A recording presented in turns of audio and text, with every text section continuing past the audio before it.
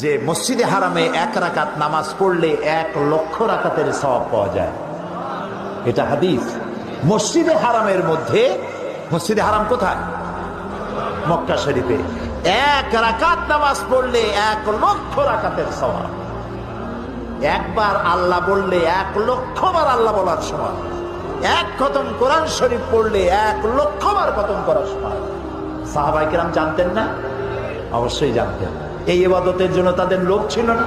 অবশ্যই ছিল। তারপরেও ইকামতে দ্বীনের দায়িত্ব নিয়ে তাদের কারো কবর হয়েছে চায়নায়, কারো কবর হয়েছে বসনিয়ায়, চেচনিয়ায়, রাশিয়ায়, জাপান, চায়না, এসব জায়গায় সাহাবায়ে কেরামদের কবর রয়েছে। দূর থেকে দূরান্তে কালেমার দাওয়াত নিয়ে তারা ছড়িয়ে পড়েছে।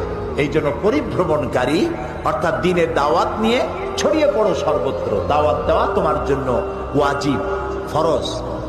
আমরা হচ্ছে উম্মতে দাওয়াত। আমরা কি? উম্মতে দাওয়াত।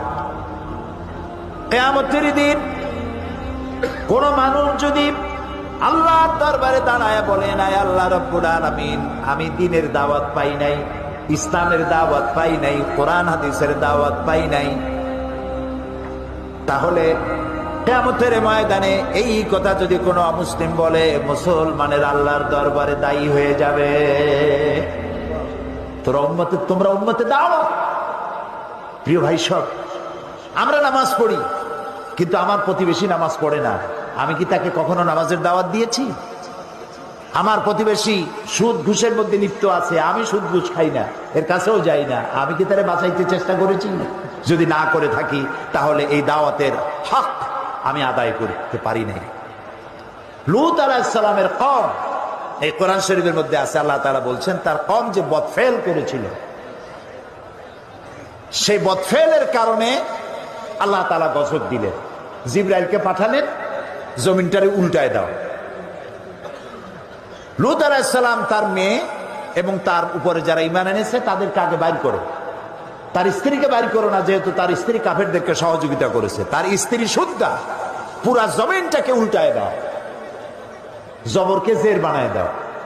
হযরতে জিবরাইল এলেন, আল্লাহর কাছে ফরিয়াদ করলেন, রব্বুল আলামিন, যে জমিনকে তুমি গজব দিতে বলেছো, উল্টাই দিতে বলেছো, আমি তো এখানে এসে দেখলাম একটা লোক 30 বছরেরও বেশি কাল ধরে তোমার ইবাদত করছে, ঘরে অথবা জঙ্গলে কোথাও বসে বসে তোমার ইবাদত করছে। এই বেচারার ব্যাপারে কি করবো তা তো তুমি বলোনি। আল্লাহ তাআলা বলছেন, জমিনটা উল্টাইয়া ওর মাথায় আগে রাখো, কারণ সে শুধু নিজেকে